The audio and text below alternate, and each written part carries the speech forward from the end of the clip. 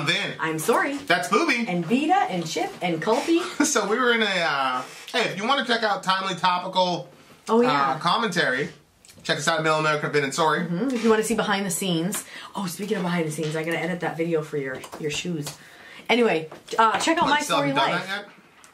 No, honey, I was working so hard last night. My back was hurting. I was like, I have to stop. Okay, but anyway, so I don't often go into the comment section. You guys know that. I go in there once in a while. I'm mostly on Patreon is where I'm the most active.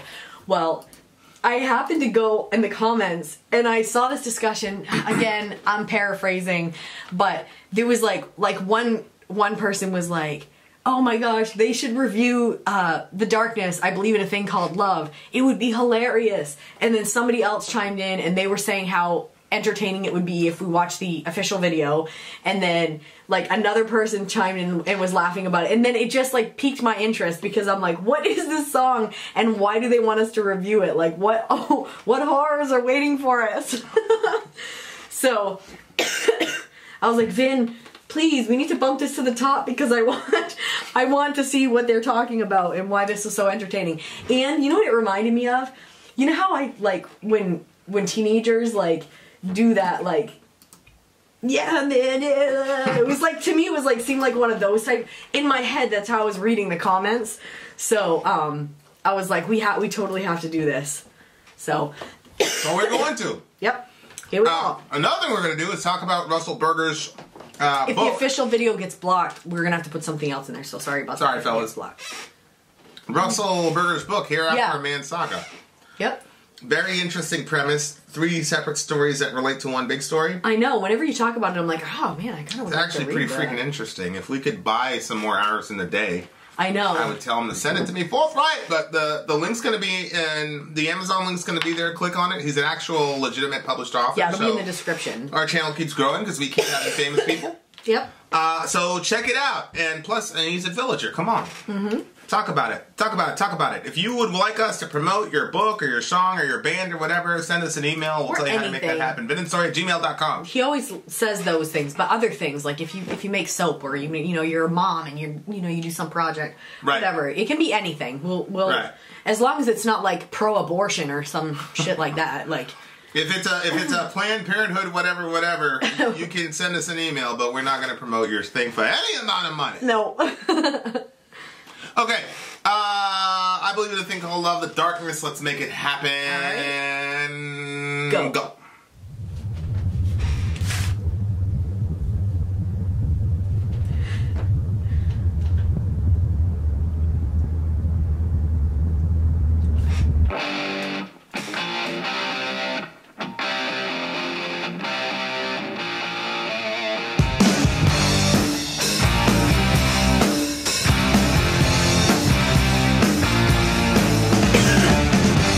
Explain all the feelings that you're making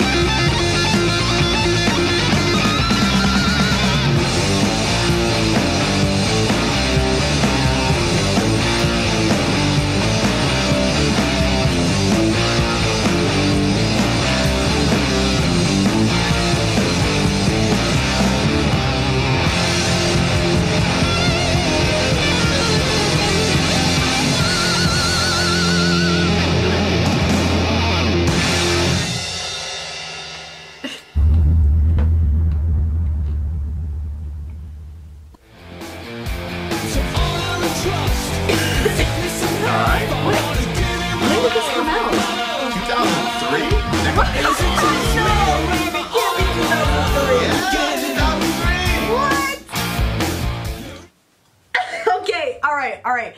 I was like, this must have been some revolutionary shit when this came out, because it looks really dated. Are you sure? Well, how is that possible, babe? Permission to Land. That's the name of the record. The Darkness. It's the third song. 2003?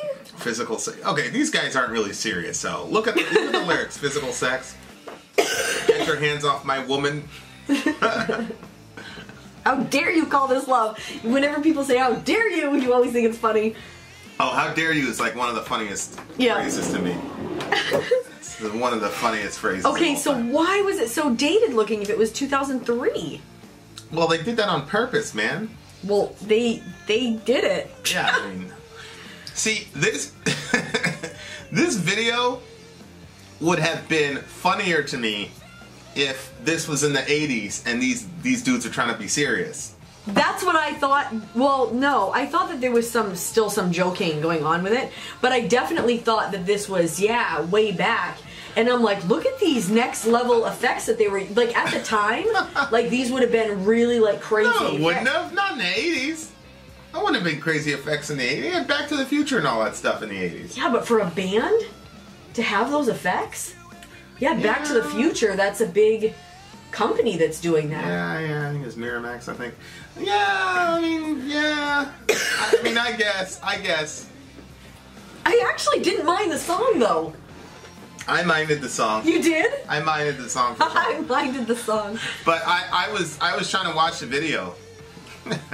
Because they're like, oh, it was a funny video though. Even still, it would have just been hilarious. Yeah, if they were taking themselves seriously. If they were taking it serious, you know what I mean? Yeah, but when the guy came up and spit the water out of his mouth at the beginning, I'm like, this is not serious. Plus, how the guys were joking about it in the comment section. Well, yeah, it kind of pre-positioned it. Yeah. You know, it's one of those things where it's like, oh man, I wish they didn't tell us that, so we didn't have any expectations. But at the same time, it's like it would have gotten. If you tell us something and then it's like, you know. There's a lot of curiosity around it. Yeah, that's what you did. You piqued my curiosity. Yeah.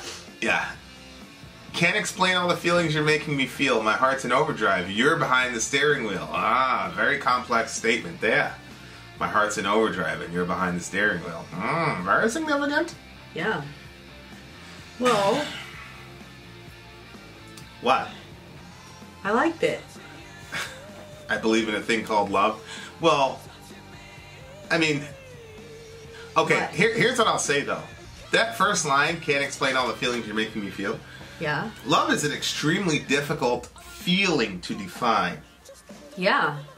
I mean, all feelings are difficult to define, but love is an extremely difficult one. And that's why, you know, even in the Bible, in 1 Corinthians, love gets codified through actions. Yeah. Love is patient, love is kind, yada, yada, yada, yada, yada. Yeah. Because the emotional side of love and what that means is so difficult to describe that everybody kind of defaults to actions. Yeah. Because actions are objectively easier to quantify than how you feel. Right. So, and there's a lot of people that are uncomfortable. You know, this is one of the issues between, you know, postmodern thinkers and modern thinkers is that, you know, modernists are very, especially Christian modernists, you know, are very uncomfortable with saying, this is subjective and difficult to define and quantify. Yep. You know, whatever. So, like, you'll hear Christians say, love is not a feeling, it's an action. That's not true. It's just not true. Love is both. Right. The problem for them is you cannot quantify or measure what a feeling is. And so, you know, they just want to completely destroy that as a category. But love is absolutely a feeling. It's just very impossible to describe. Yeah, and love is weird too because it's one of those things like if you're angry at somebody and they did something to you and that's why you're angry, like it makes sense why you're going to do certain things. Like you might not do the right thing, but it makes sense. Love sometimes doesn't make sense. Like sometimes the things that love makes you do, you're like, I can't believe I friggin' did that. Right. And then you're like, why did I do that? And you can't like piece together why love would make you do X, Y, and Z action. Right. So that's the, you know what I mean? Yeah. It's hard to explain. And sometimes like anger usually makes you do something bad, you know? Right. But like love doesn't always make you do something good and it doesn't always make you do something bad. It can be either way, like, you know. Right. It's yeah. We've said discussions between the two of us have been different since we're not just friends anymore. You know, now that there's love and emotion involved, like, our conversations are different. There was a lot of love when we were friends, too. Yes, but it's a different type of... Right. Well, we're talking about relational love in this one. Right. But yeah, that type of love made it so we could just have, you know, whatever conversation. There was no emotion. Well, I mean, there was emotion because you love each other, because you're friends, but not because... It's just not the same. But case in point of the complication. No, but the line is corny, right? Like, I believe in a thing called love. Yeah. But honestly, once you get older, or once you've had a few run-ins with love, or once you've observed other people's run-ins with love and how quickly it can disintegrate. A lot of people when they get older, I remember being a little kid and watching my mom and stepdad and thinking, I'm never ever going to get married. I remember telling my mom, I'm never getting married, you know, because I just saw how hard and difficult it was. Sayla says that. She's like, I'm going to adopt, I'm not getting married. And my mom and my stepdad would go back and forth. You know, she'd leave, like, we'd get up and randomly leave. Hey, we're in a different state, you know, and to get away from him, and then he'd come back and... Yeah. Because she loved him. What are you going to do? You know? Yep. So I remember thinking to myself, I'm never going to put myself in that situation. I remember being a real young kid and saying, I'm never going to put myself in that situation. Mm-hmm. You know? So, you know, it's a corny line and it's oversimplistic and blah, blah, blah, blah, but it's pretty significant. Mm-hmm. That's a significant line. Because there's a lot of people who've given up on the concept of love because, you know, what happened. Yeah. I think the cost of never loving again does not outweigh the benefits of loving someone and then getting hurt by them. Mm-hmm. Yeah. You know, that's kind of the arithmetic that I did with you when it was like, you know, and I was like, you know, but yeah, the opportunity to be able to love you and be in a relationship with you and have the difficulties and the ups and downs and all that, the opportunity of being able to have that is worth all the other stuff by a trillion. Mm-hmm. And so it's a simple statement, but it's important. It's important to hear, you know. But this is kind of it's. I'm laughing because it's such a, you know, surface level silly song, but at the same time it's really significant because on the one hand, there's like if you look, love is inexplicable, but you know it's real. Mm. Where? I don't see that. Well, when it says, I can't explain all the feelings. Yeah. You know, explain, not being able to explain, it's inexplicable. Mm-hmm. Yeah.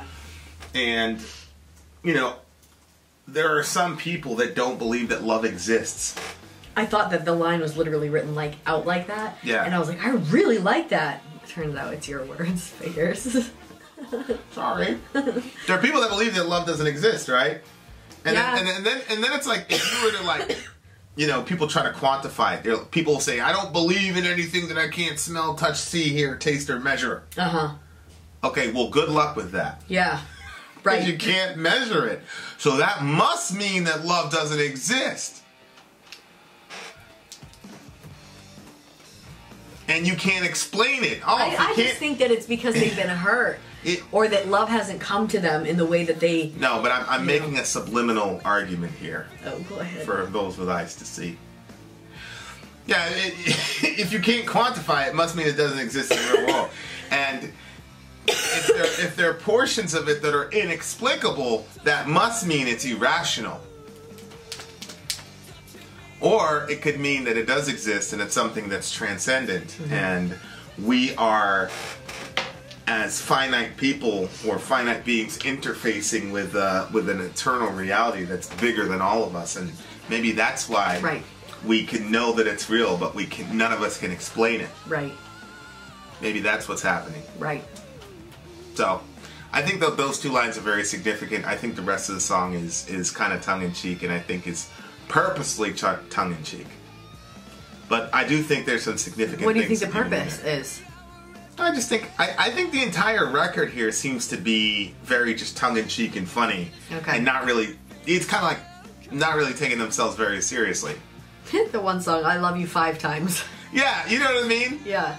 So, but even when it's kind of like the Jack Black thing when we were like, "Yo, he's being silly, but this dude is freaking talented." Yeah. it's one of those situations where yeah, I think so. You know, it's like they're being silly, but I think they're pretty talented. Mm-hmm. All right. What do you give the song? I don't know, babe.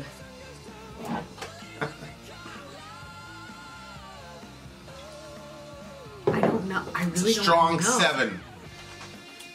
I think it's higher than that. Strong 7 for me. It's the number of a loss of Panamatala. I think it's an 8 for me because it was.